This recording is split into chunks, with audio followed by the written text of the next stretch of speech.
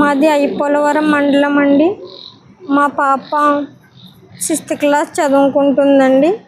అక్కడ రాయిపరెడ్డి బాబీ అని ఆయన కూడా పీటీ టీచర్గా వర్క్ చేస్తున్నారండి.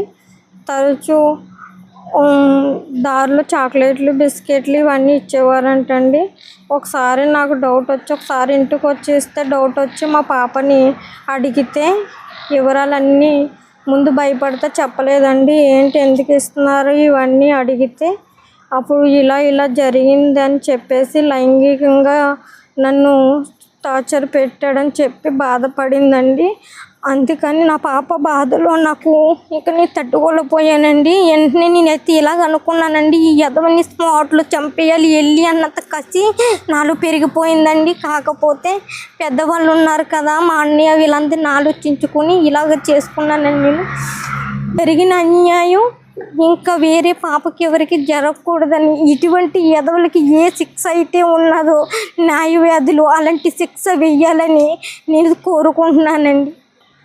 దగ్గరగా ఏమి కాదండి, వరుసకు అన్నయ్య అవుతారండి అంతే. చాక్లెట్లు, బిస్కెట్లు ఇచ్చి రూమ్కి తీసుకుని వెళ్ళి ఇలా లైంగికంగా చేసినట్లు నాకు చెప్పిందండి.